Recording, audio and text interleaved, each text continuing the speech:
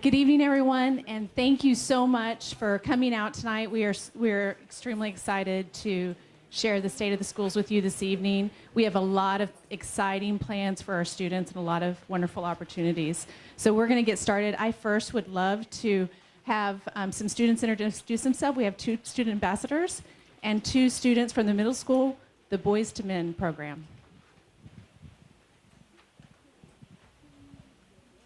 Hello, I am Avori Foster. I'm 8th grader and I go to the middle school. And Good evening. My name is Jordan Sherrill. I attend Winwoods Middle School. I'm in 8th grade, and I'm glad to be here with you guys tonight. Hello, my name is Jordan Braswell, and I'm one of the senior ambassadors here at Winton Woods High School. Hi, I'm Leela Adams. I'm in 12th grade, and I'm a senior ambassador here at Winton Woods High School.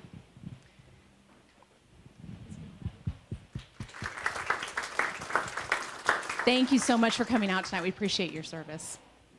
Before Mr. Smith takes the stage, we'd like to recognize our board members in the audience. Ms. Freglis, Mr. Birdie,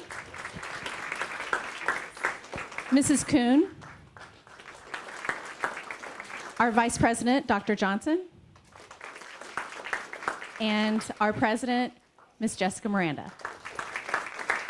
And now I am going to actually hand over the mic to Ms. Miranda.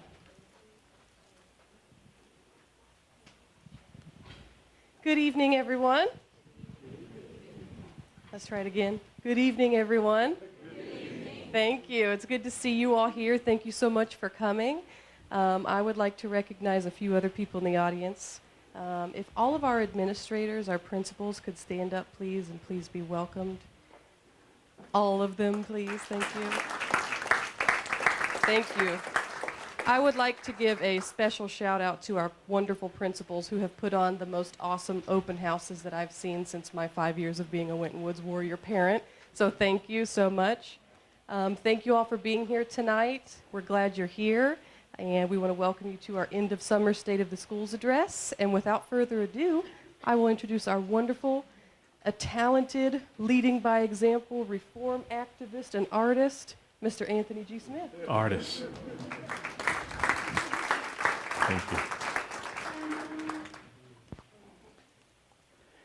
Before I get started, I'd like for everybody to just reflect and have a moment of silence just to think about the students and families in Houston.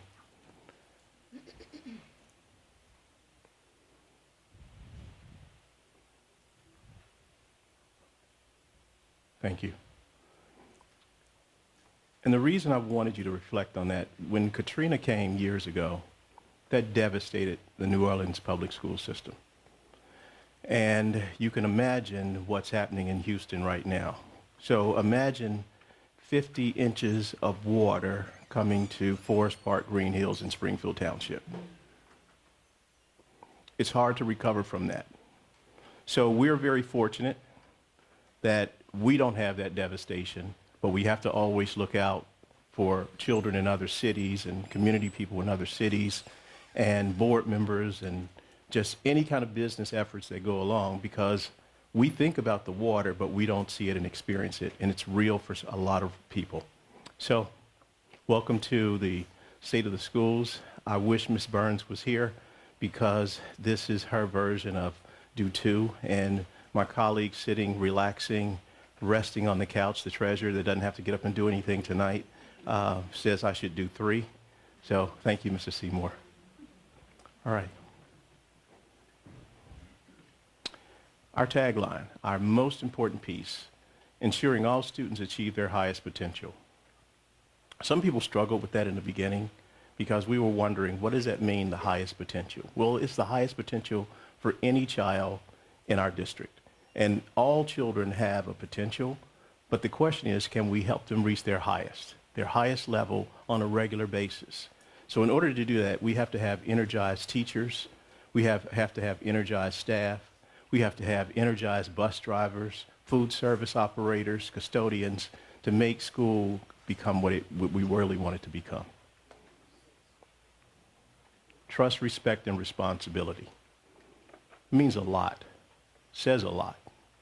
And I think that we have to figure out, what does that mean? Do we trust our children? Do we respect them? Or do we teach them about being responsible? Or do we cater to every need? And how do we do that on a regular basis? So it's hard to be a teacher and stay up and stay focused at all times. That's hard work. And, you know, when people talk about being on your A game, what does that mean? Do you ever walk into a business and say, today I'm going to be on my D game? Yeah. But sometimes you do have a D game. We can't really afford to have one because of the children that are in our care. So here's our conversation topics for the day.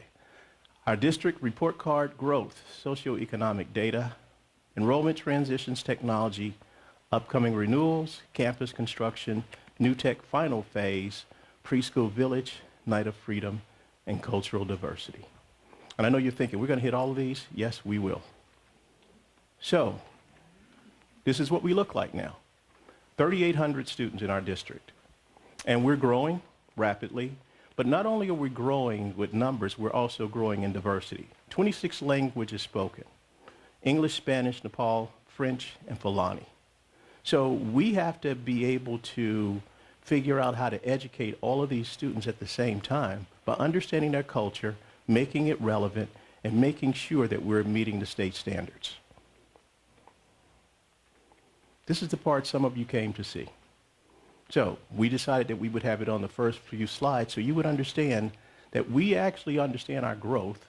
And when you see D's or you see F's on our report card, you wonder, like, wait a minute, how are you making progress when we see grades like this? Well, we're not proud of them, of course, but we know that we have a lot of work to do. So in 2015-16, those are the grades on the left. And according to the safe account of the Ohio Department of Education, these are the grades on the right. We're still waiting for the progress grade. I made sure that we had the state of the schools at the very last day of the month of August because I wanted to make sure the data was here. Unfortunately, the data is not here. We're reporting it anyway. So when you look at the growth cycle of what's happening, you're saying, okay, wait a minute, there's still some low scores here. Yes, there are. But we did understand something very unique about our district. We knew that what we were doing before didn't work. So we reformed ourselves. So we're in transition now, intentionally. We're in intentional transition to get better as a district, to get better as a community, and to get better as the entire work that we're looking for as far as Winton Woods City Schools is concerned. Are we proud of the grades? Of course not. Do we know that we'll get better? Of course we will. One of the things that we decided that we would not do is ever make excuses for what didn't happen. So we're here to talk to you boldly and be very courageous that we have a lot of work to do, but we also have some great plans in store of how to move the needle. The one grade that you don't see, go back one more, Ms. Denny. The one grade that you don't see is progress. The progress grade is supposed to come out August 28th, and now it's moved to September 11th. September 11th. And we, based on what you're seeing to the right, I can't imagine the grade dropping below what's already indicated on the board. It could be a B. I'm hoping that it's an A. Because one of the things that you have to understand about our work, progress is what we're all about. Now, once we get the progress going, then we start looking at achievement. There's a very vast difference between progress and growth and achievement. So you've seen this before. We have Jasmine and we have Alicia. Alicia started out having some trouble, and she rose to the occasion and she became proficient. Jasmine started out being absolutely incredible. However, she had a decline in her progress, but she also ended the year, or ended after grade 8 being proficient. The question for the audience, is that where we want this to be? Who made progress, Jasmine or Alicia? Alicia. All right? I'm going to show you what Jasmine should look like to us if we do our work right. Did Alicia make progress? Did Alicia become proficient? Yes. What did Jasmine become? Absolutely. She became extraordinary. And so we have a lot of Jasmines and we have a lot of Alicias. And what we have to make sure that we do on a regular basis, we can't let the curriculum struggle. We can't struggle as educators to make Jasmine meet Alicia. They are never supposed to meet. That's a very hard thing to do. Because in some cases, we don't make the strides that we need to make, and Jasmine meets Alicia. When parents see Jasmine meeting Alicia, I'm going to tell you what they do. They decide, I am taking Jasmine somewhere else because Jasmine shouldn't meet Alicia. They both should excel academically because you have to look at where did Alicia start? How many of you would say that Alicia made progress? If Alicia was your child, would you be proud of her? Okay. If Jasmine was your child, would you be proud of her? I would be proud of her, but I would be very angry with the school. With who? For Jasmine. Why? Because I would not expect my child to go down in proficiency. But what we're talking about, this Jasmine, how does she do? This one. I would be proud of her if she was. See, while you were looking at me, we changed slides. Okay? That's what we want it to be. Would you be proud of Jasmine? Okay, absolutely. Because that's what this work is supposed to be like. So when we were talking about our reform efforts and moving the needle, we figured out project-based learning, problem-based learning, the new tech organization, all of that work can make the Jasmine and Alicias of the world in our district. And we know that we can because we've seen it happen.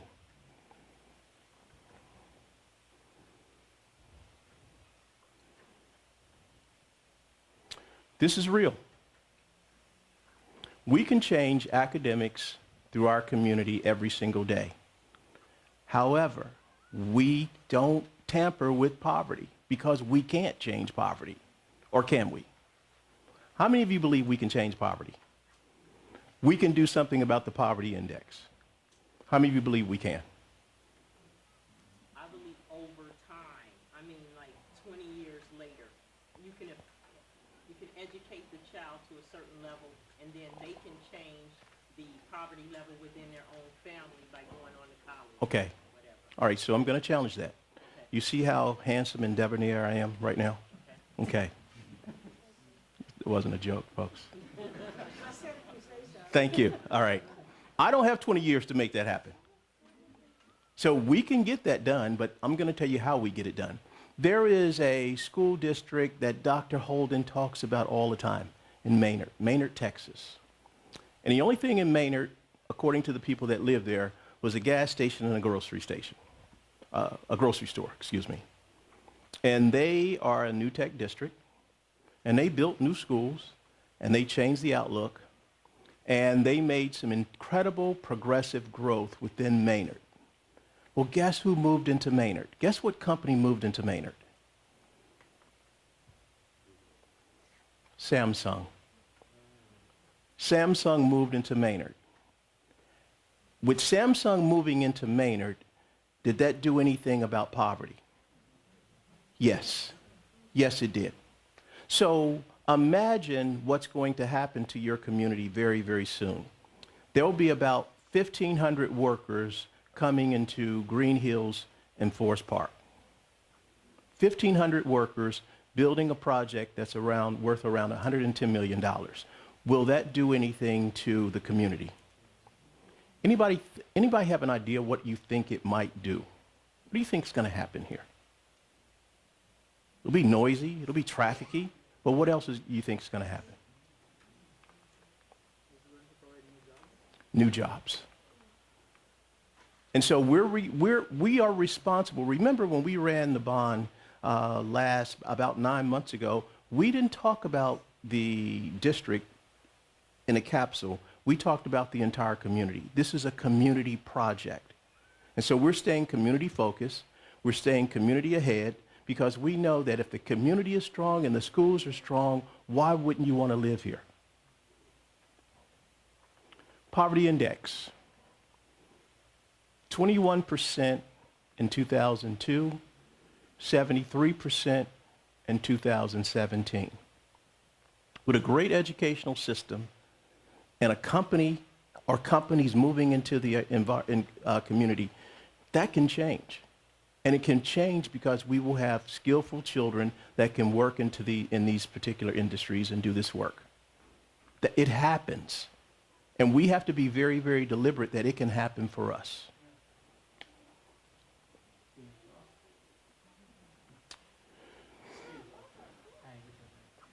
People ask the question, why Winton Woods City Schools?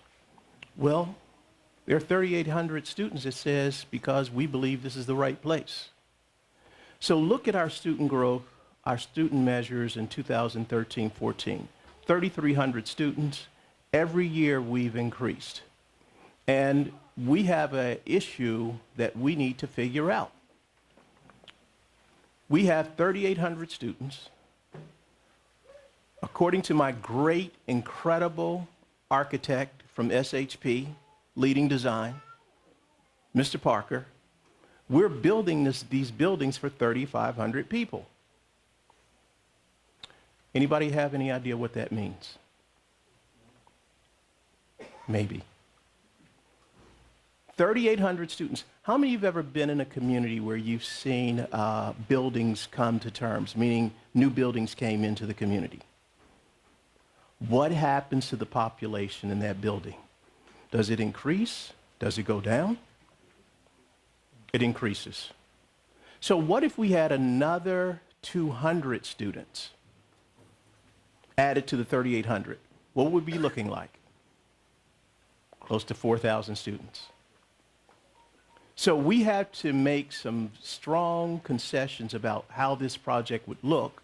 And in a few slides, I'm going to share with you what we came up with that will make it make sense to you. People said, why do people want to work at Winton Woods City Schools? Well, we have a robust, comprehensive program that's leading the state in reform efforts. People have said, teachers have said, administrators have said, I want to work here. How do we know? In 2013-14, there were 43 transitions, and we use the word transitions. That means 43 teachers left. In 14-15, 63, and 15-16, 62. But please keep in mind the 63 and 62, that's when SCRS made some changes. It says if you take early buyouts, you have special bonuses. So keep that in mind. In 16-17, we became very established with our reform efforts. And of course, in 17-18, 32 teachers made the transition. It's almost doubled of what happened in 14-15.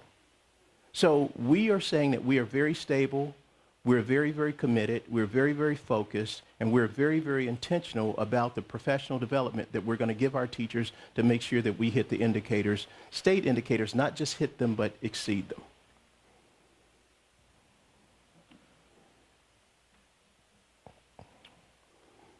There were some challenges along the way when I first arrived as a superintendent. People said, you have to understand who attends our schools. And the large portion of students that attend our schools are African American. Close to, I think, 58%. People think it's 99.9%, but it's not. It's about 58%. And so we are studying. We want to study about the work so we learn how to be better about the work. So we're reading a great book, The Dream Keepers, by Gloria Lansing Billings, who is an incredible, incredible lady. I've had the pleasure of meeting her a couple of times in D.C. where she's done some great work, and she understands about teaching African American children. However, we have to be very, very careful. That's not the only child we have in our district. We don't just have African American children. So we're also reading 2 books, and my executive team was thrilled when we realized we were going to read 2. And we're reading Courageous Conversation About Race. Is everybody in our society connected to a racial entity? Everybody is. So we're going to read 2 books at the same time, but when we talk about having 26 languages spoken in our community, we better understand what those people need. We better understand their needs, their habits, their expectations, their goals.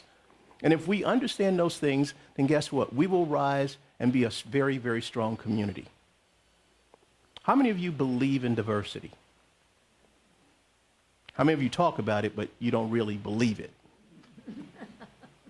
I think people talk about diversity, but I don't know if they believe it. We talk about it, we believe it, and we expect it. A couple of weeks ago, I'm sitting in the high school, and I'm sitting with the administrative team from the high school, and they're doing their powwow in their regular big meeting room. And they announced that 5 families had moved from Houston that are Nepali. 5 families in one day that are not related. One day. Now, one of the things that was very interesting, they were all excited. They didn't say, oh, 5 Nepali families, what are we going to do? They were all excited. They didn't know the grade levels of the kids, the English speaking language of the kids. They were excited because guess what? This created more diversity and another opportunity. So when we talk about having 26 languages spoken, we are proud of that. We are very, very proud. The more diverse we are, the better our communities are. Wouldn't you like to have a big sign on our new buildings, Winton Woods City Schools, the most diverse school district in the country, meeting all of our children's needs, with a statue of me in the front? Wouldn't that be powerful? Okay. Winton Woods City Schools, a small statue. Okay, Mr. Birdie. All right. But Winton Woods City Schools meeting all of our children's needs. And we are proud to say that we are the most diverse. How many of you would be proud to say we are the most diverse school district in the country? That's the goal, folks. So we have some incredible momentum. We have new buildings coming thanks to you. We have a new reform effort thanks to you. We have a new attitude thanks to you. So we're putting our best foot forward in order to create the seamless opportunity for students so they start with us in preschool, go all the way to 12th grade, graduate, go to the workforce, come back, live in our communities, and start all over again. That would be huge. This is our concentric circle of how we are born. So we have great conversations. I have great conversations with the board about tell me what the goals are. Tell me what you believe we should be working on. And then we put it to terms. Then we meet with the executive team and we start making it happen and start becoming realistic. And we roll it out to the administrators and the staff, students, and then it comes full circle back to the board again. Anybody ever dropped a pebble into water? What happens? That's how this is supposed to work. But this keeps evolving. The circle keeps evolving over and over and over and over until we are all so enmeshed that we're speaking the same language, saying the same thing. Here's one of the things that we said before.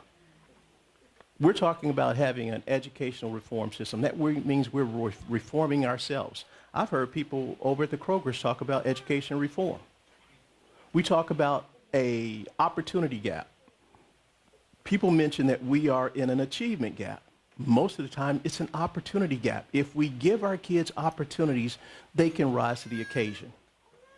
We told our football players, we told our athletes, 2.5 is the minimum.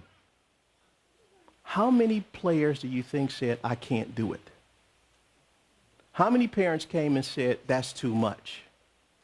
How many kids says, I quit because I can't make it? So if we rise to the occasion, kids can meet our expectations, but if we have them so low, guess what? They'll find another place to go. So we're going to keep raising the bar because the community expects it.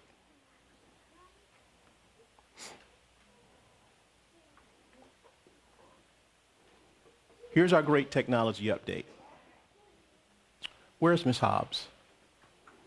Ms. Hobbs is the most incredible technology guru that I've ever met. She wrote a grant to the Million Project, and what the Million Project through Sprint said, you guys meet all the criteria. We're going to provide you with 300 devices that will give internet access to your families that don't have it. Now, of course, anybody who knows me know that I have a different level of ambition. I want to go back to Sprint soon and say, can we get 1,000? Because if we can outfit all of our parents with technology in our families, just think how much more efficient we would become. That would be incredible. So we've done our parts with Chromebooks, and we give our kids Chromebooks, and we say, go home and work on your assignments and interact and collaborate. But what if they don't have the technology? How far can they go? So we've decided that we're going to integrate our work collaboratively with Sprint in order to create a seamless opportunity so that students can say, not only do I have the technology, I have the internet access to go along with it. We heard from a young man a couple of years ago. Anybody remember Simone Sim? Yes. Simone said, when I'm working with projects and I'm working with groups, sometimes in the middle of the night, I have to go to Starbucks. He's not going to Starbucks for the drink. He's going to Starbucks for the internet accessibility. That's not the way it's supposed to be. So we've decided that we would incorporate that work and make sure that students have access to technology 24/7. Now, for the parents in the room, you don't want them working on it 24/7. But I can imagine Deja Wallace under her blanket in the middle of the night working on her assignments.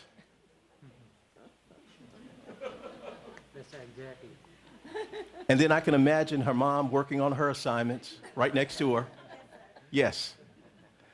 But so imagine we're working on a project, and because we have a diverse population, and some of our kids live in the city, and I'm not saying the city is dangerous, I'm saying the city is different. It's different going to a place at night that you're not familiar in. Right, Mr. Adib? Yes. So imagine your child is a resident of Forest Park, and the group has to finish a project, and your child has to travel to the west end of Cincinnati at 10 o'clock at night to work with a group. Are you comfortable? You could be, but are you comfortable? Usually not.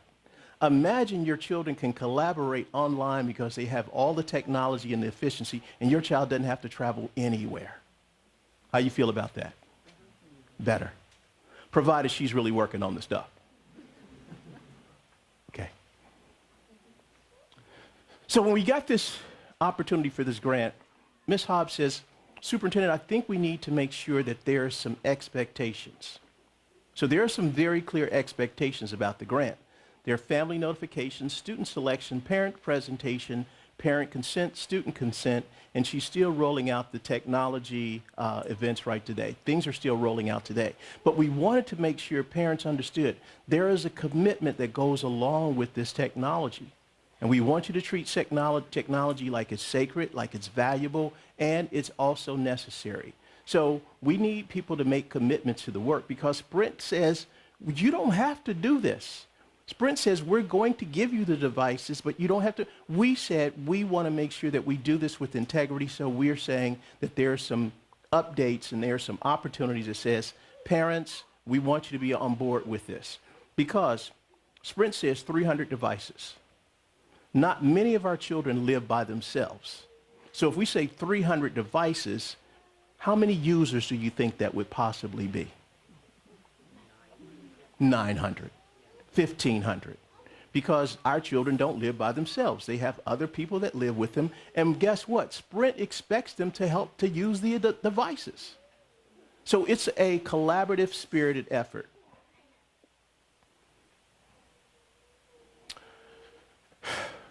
Here is one of the most interesting things that's happening in schools today. So I'm meeting with a group of superintendents, and the superintendent gets a call, and he says, I have an emergency at my school. I have to go back to the district. Some of his students were receiving scholarships, and they're kids that are going on to college. They're receiving scholarships to major universities. The scholarship money that's scheduled to come to them have been compromised by someone from another country. The kids didn't get the scholarships. Now, they worked it out later on, but it delayed their enrollment. It delayed their opportunity to go through the bursar's office. And so we know that there are people out there that are compromising our work in schools. And so in the beginning, they were targeting companies. Now they're targeting districts.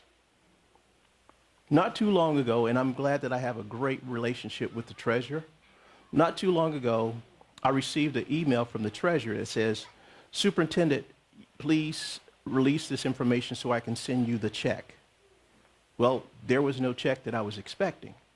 So I went to the treasurer's office, and it was someone that had compromised both of our accounts. Now, that could be very devastating to a school district. So Ms. Hobbs and her team, we put some very, very special safeguards into place, and she's also going to do some very intense training.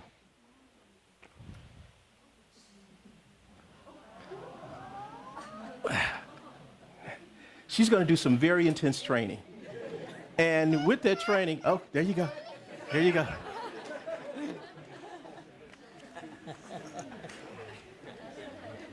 See, for everybody, if you didn't get that picture, too bad up, sorry. You didn't get it. You didn't get it. I was shocked that she came to me, so I'm still in shock right here. So could you imagine I'm trying to do this TED Talk and I got a baby with me? They've been talking about me all over the country.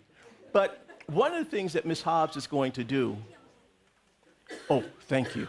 Thank you. One of the things that Ms. Hobbs is going to do, this is a training process for our employees. She's going to tell you in professional development, certain things do not click on this issue. Don't do it. She's going to send out her happygram, and she's going to upload some information, and we're going to have to check ourselves to see if people really click on it. And then we're going to come to their office and have a nice conversation with them. Because we have to make sure that when we're linking and we're clicking on certain things and answering emails, we have to make sure that it's authentic because it can compromise our entire system. So stay tuned. One of the things that we were very excited about is our rollout. Not only are we rolling out new buildings and we're rolling out new opportunities and we're rolling out new PD and making sure that we are a comprehensive new tech system, we're rolling out technology to our students. So in grades 3 and 4, 1-to-1. In grades 2, 1-to-1. In grade 2, K1, 2-to-1. And these are Android Chromebook tablets. And according to Ms. Hobbs, this is some of the latest, greatest technology. See, I think it's very important for people to know, I don't really want my kids to have the old stuff. I want them to have the new, innovative, exciting things.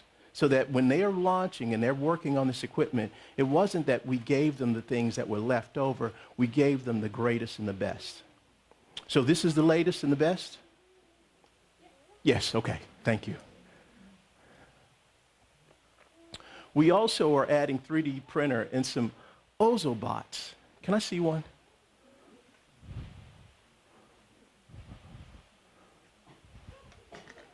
All right. So when Ms. Hobbs was telling me about the Ozobots, I was excited. I thought this was going to be something like 6 feet tall. These little devices do some very special things on this space. So they work with markers and paper. They also work with tablets. But it's the beginning and it's the foundations and early literacy that students will be taught how to code. So if you can see like the colors, this teaches this device. Like this one would be turn left, turn right, to do different things. So when the kids use markers and paper and use these patterns, they can tell this little thing to go and program it to do different things. So it's initially working with kids through logical thinking as well as coding. So the intro to coding. Wow. Kindergartners having intro to coding.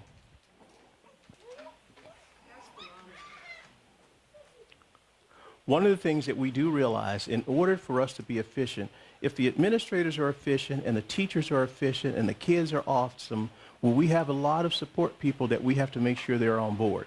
So they have to have professional development as well. So there were back-to-school workshops, collaboration, future plans, and these summer training updates were 10 workshops for 20 hours. And the staff came out very, very eager and very, very excited because the Ohio Department of Education says there are a lot of demands and a lot of expectations, and your clerical people need to be up to speed. What we don't want to do is have one weak link in our system.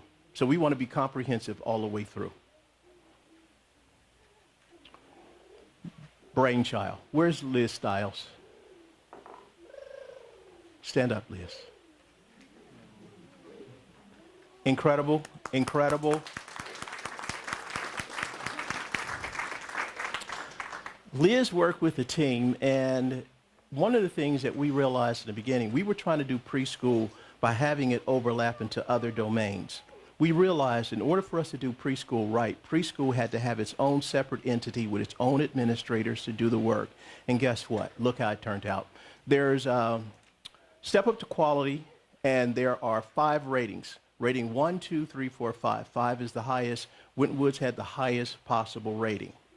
And because this is a state-fed kind of intertwined program, they expect you to fly your banner based on what your rating is. So if you have a 1-star rating, they expect you to fly it. We have a 5-star rating, and so we're very, very proud of it. So thank you, Ms. Stiles, because guess what? You're sealing the deal that we're very, very focused at Winton Woods City Schools to make it preschool until they reach Mr. Martin. That's the goal. And can you imagine what our children will be like, understanding all of the technology, the professional development, the new tech opportunities, the PBL, and they start out as preschoolers and they graduate. They will be the most incredible group of kids that we've ever met. There they are. So we're going to develop something very comprehensive called the Preschool Village. And when I first mentioned the Preschool Village, people were like, I don't know about that. So right now when we ended the school year, we had 100 preschoolers plus, and we had 100 plus on the waiting list. I have a real issue with having kids wait to come to school. That bothers me. You have kids at home eager to come to school, and we don't have enough space. So we're going to create a 300-seat preschool at our intermediate building, and guess what? When the state says you're only going to have 3,500 seats, and we know we already have 3,800, we take the 300 and put them in the preschool village, and guess what? We still have the footprint for the 3,500. Okay? That's our strategy. We know that the state is very, very intentional because they've been buildings for years. But we also understand about our growth track. And one of the things that you will see in an upcoming slide with Mr. Parker, the state has never designed anything like this before. They've never met a group of people like us before. We are special and odd at the same time. This is our mantra. This is our work. Engaging, empowering, enabling, and outcomes that matter. Outcomes that matter based on the state standards, based on interacting with other kids, based on getting to know the system, based on being able to collaborate in a system that says you are responsible for each other. Everybody in this district is responsible for the next person. That's our work, that's what we believe in, and that's what we stand for. One of the most interesting things about a timeline, how many of you have ever been on a timeline and you were off after when you first started it? The timeline derailed as soon as you started it. Well, guess what? We are on a timeline and we are on target. This is the most interesting situation I've ever been part of. This is the real timeline, and we're on target. One of the things that we really want you to know is this timeline and all the work associated with it was not paid through district funds, but it was paid through the Education Straight A grant. So we want to make sure that we are out there writing grants, being very, very intentional about our work, because we want to make sure that taxpayers understand that, yes, you have high taxes. We don't want to burden you with that. We want to make sure that we're doing our part, and if we can write grants to make our work more comprehensive, then we will do that. One of the things that's going to happen eventually is the support services for New Tech will go away. We know that that's going to happen. But this is what we've done. We put in a comprehensive program with 2 incredible PBL coaches that can lead that work, thanks to the initiatives from Dr. Holden, because now we realize one of the things that the community always wants to know about Winton Woods City Schools, if you're making progress, can you sustain it? Well, putting the 2 coaches in place, we will be able to sustain it. So we will continue with the professional development and all the other opportunities that are afforded to us by having coaches that understand the work, and they are our coaches. They belong to us. Who came to the Night of Freedom? 1,000 people, not counting students. One of the most incredible experiences ever, the Night of Freedom. The people who own the Freedom Center, who run and manage the Freedom Center, were so excited about the outcome, they said, could you come back and do it again? And we said, of course we can. Mrs. Denny has a goal. She didn't know she had the goal, but she has a goal. And her goal is 2,000 people at the Night of Freedom. Standing room only. People begging to get in. Waving money saying, please let me in the Night of Freedom.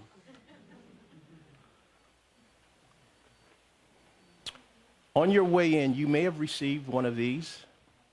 This is our new version of our quality report, but it's been changed and enhanced to show our interest in our integrated subjects that range from pre-K 4 to 9-12. Imagine a parent receiving this document, and we're already telling you what your child is going to learn in our district before you even get here. We're also going to anticipate what they're going to learn the next year and the next year. And these things will be enhanced. They will change along the way as we change, but we already know the roadmap of what we're going to teach your child before they even come to our district. We're anticipating growth. We're anticipating excitement. We're anticipating expansion, but we're also anticipating high academic performance.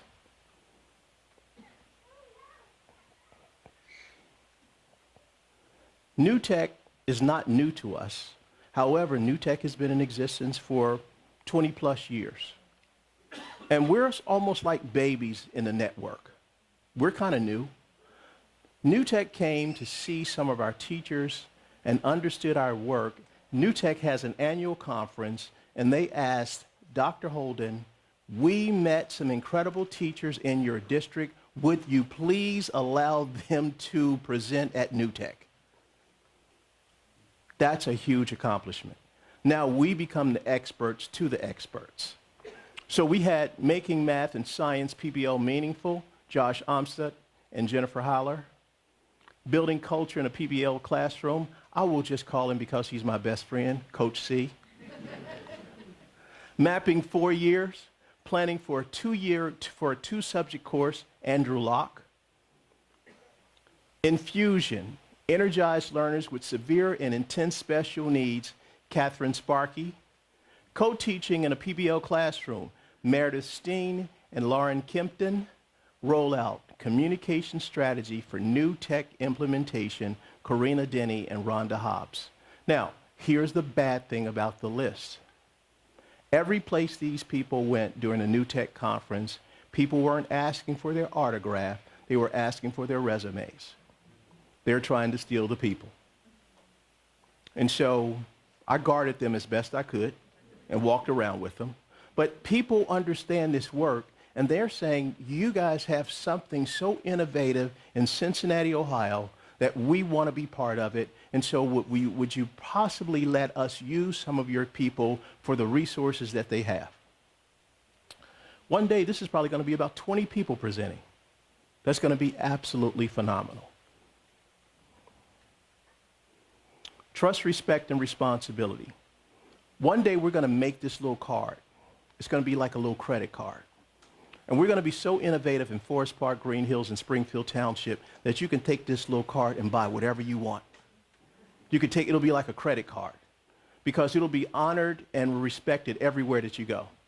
So when we give you your trust, respect, and responsibility card, carry it proudly like a MasterCard. You won't have any interest on it or anything like that.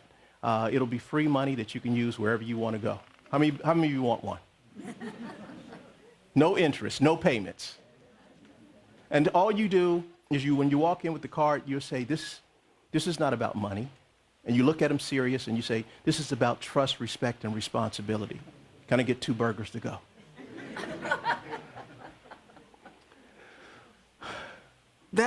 I've got to find number 6. I have looked for this kid all over the school. I cannot find him.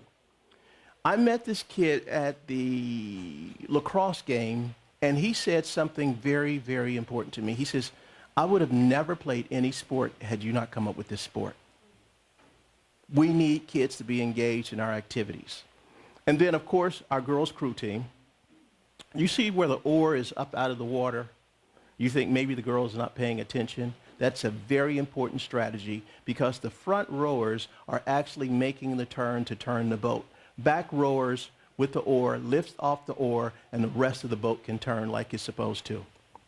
Imagine this boat and imagine it being in this community and all of us are rowing at the same space at the same time. What would we look like? How would we feel?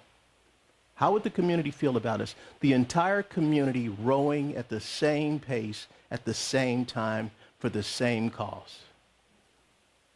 We would be proud to be part of this community, period. So keep that in mind. Mrs. Denny, do we have dates?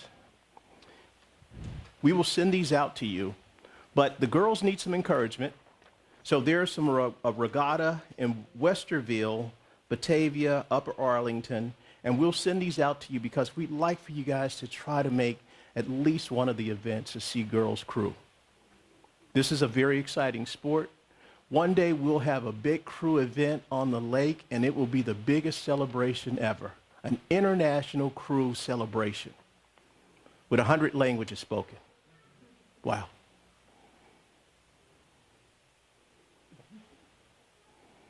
Yes, we were named again.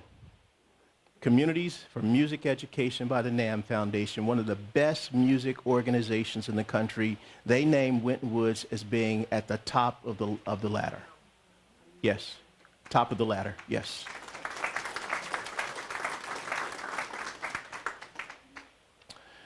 This young man inspired me when he gave his graduation speech. And remember several years ago, we talked about growth mindset and fixed mindset. He came, he said, Superintendent, I have a fixed mindset. I don't believe I can be anything or do anything. Whatever happens to me, happens to me. I can't make any differences. After he met the people here and experienced some of the opportunities and some of the challenges, this kid wrote the most incredible graduation speech that I've ever heard. And he has shifted. He's had a serious paradigm shift from the fixed mindset to the growth mindset. But let me tell you something. He met an incredible group of people along the way at the Warrior Success Program. This is a kid who had already fallen off the radar. People had already said, you can't make it. It won't happen for you. So he met Brenda Hodges-Davis in our group. Ms. Hodges-Davis, can you stand up, please?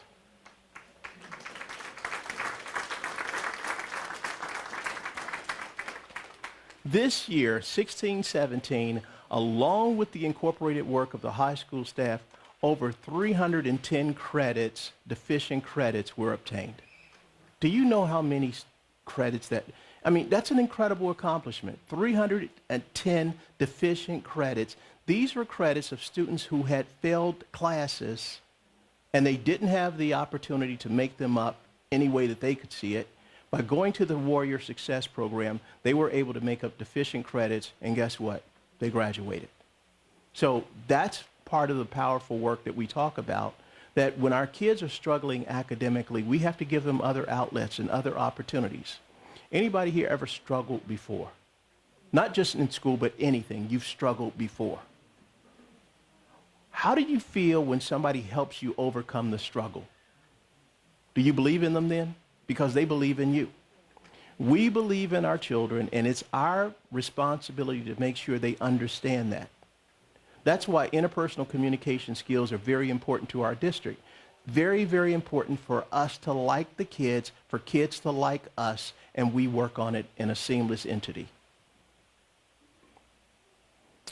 Here is the building update.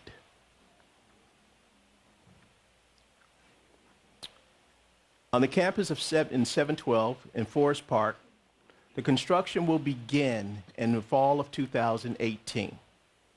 Right now, these great architects are starting to draw and design the plans of what these buildings will look like. This takes a while. Schools will open, back one please. Schools will open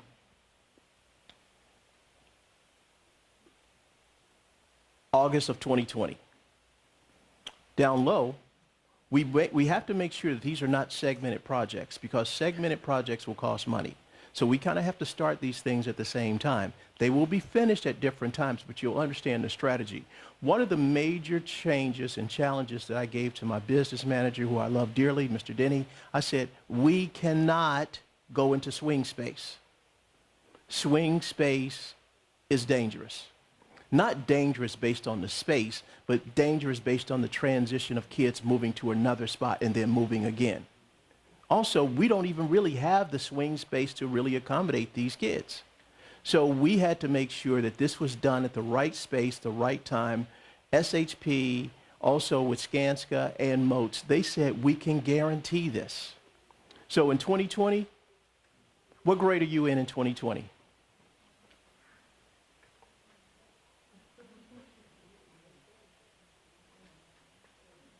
We'll come back to you. So the middle school campus, early spring starts right after this one, early spring. And one of the things that we realize, school districts don't like to move into buildings in the winter. Slow progress, slows us down tremendously. A lot of different things happen with the movers. And so we are destined to move into the spring of 2021 with our small kids in grades K to 6. And then our current intermediate school will be converted to that lovely 300-seat preschool village. Now, people ask the question, where will central office be? Well, central office is right in the way of this new construction plan.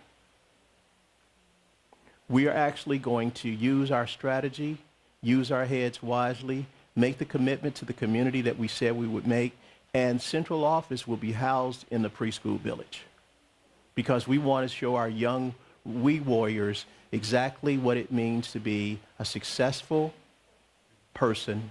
And so it's going to be integrated right into the work. Now, my principal of the preschool village is saying, oh no, they're coming to the we warrior village. Ms. Stiles, based on the work that you've done, it will be a delight working side by side with you with the preschoolers. All right. So here's Mr. Parker. He's going to tell you a little bit about why he's so engaged with the work. The selection process for a project like this is it's long and it's exhaustive, but essentially it narrows the field of designers down to a short list of 3 or 4 very capable, very qualified firms, and then it's more about just finding the right fit of personality and people who kind of understand the vision and the dream and the aspirations of what Winton Woods is trying to do. And we're very thankful to be selected and are really excited about what's happening here.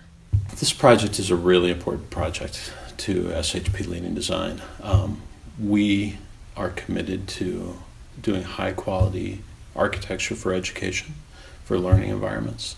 And we understand that learning is changing. College and career ready means something different today. It means something more today than what it meant when I was walking these halls. It's the kids that we are sending out will need to have a much broader skill set, will need to be much more capable in soft skills and social emotional skills than students 20 years ago did, 10 years, even 5 years ago did. We believe at SHP that learning will last your lifetime, and not only the length of your lifetime, but the width and breadth of it. We will be learning forever. That's just kind of the nature of the world we live in today. And so we find that this project, what Winton Woods is striving to achieve and do here, really aligns well almost perfectly with what we believe education needs to look like.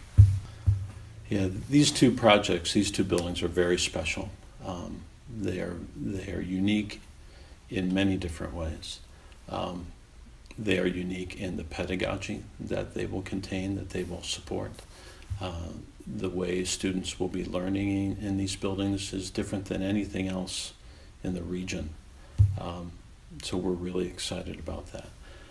But these projects are different on a greater scale. They are different beyond their boundaries. The role that they will play in the Winton Woods community is unlike the role that schools play elsewhere. These projects really have the opportunity to change the outcome, not only for the students of Winton Woods, for the learners of Winton Woods, but also for the Winton Woods community. It's a great project to be a part of. Yeah, the OFCC, their job is to make sure that all of the new facilities are being brought up to a certain level, certain kind of minimum standard. Minimum standard isn't good enough for us at Winton Woods. And the OFCC agrees with that. They are completely bought into what we're trying to achieve here. They believe strongly in the fact that learning and education is evolving and shifting underneath us. And so they are committed to walking with us down that road and figuring out what these facilities need to be like, how they need to be organized, what does a learning environment look like for the students of the future. Yeah, I grew up in the D section. Spent all of my childhood there, born and bred there. Graduated from Forest Park High School in 1986, just shortly before the consolidation, and really learned a ton about the things that I love, about organization, about making things that are beautiful, about impacting a community.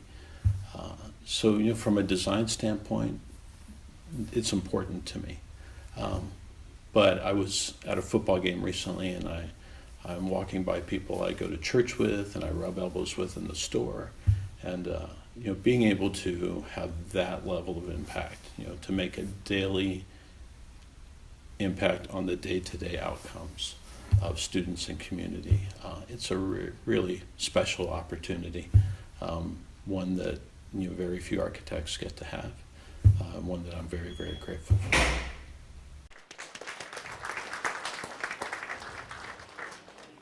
So far, we've had 67 meetings, and we expect 140 plus more in order to create this incredible experience that is second to none.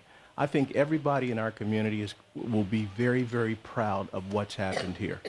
We will have visitors from all over the country coming, celebrating, saying, not only did you build a new tech design, you also have new tech incorporated into your reform efforts, and you're changing the lives and changing the trajectory of the community that you serve.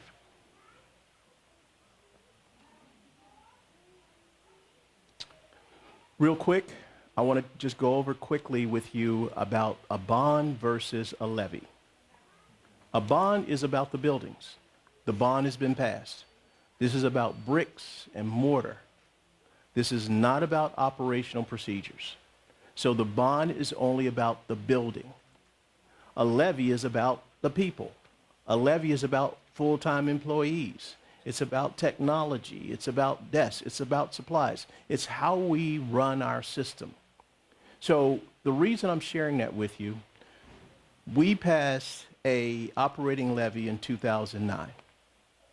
And now it's come to terms, meaning it was voted on in 2009 and it will expire in 2019.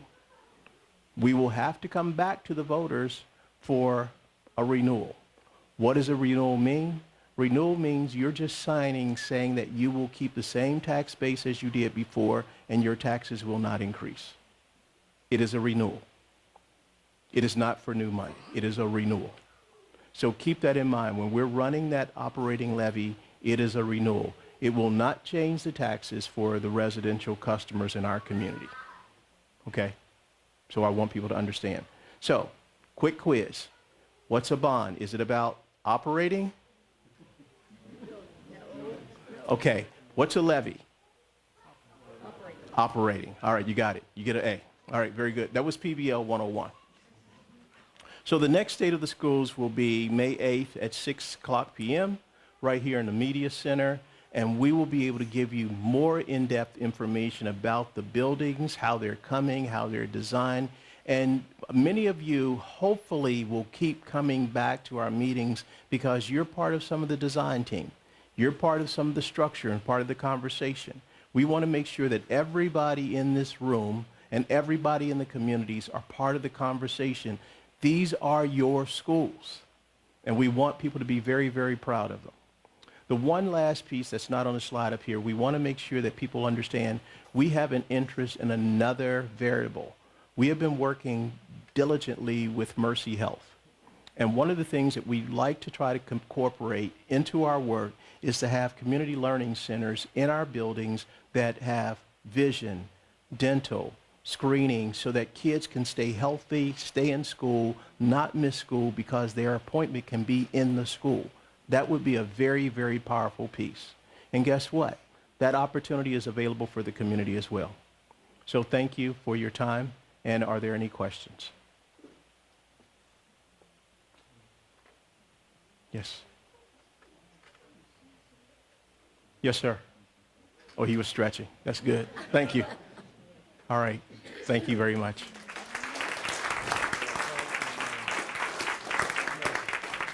Thank you, sir.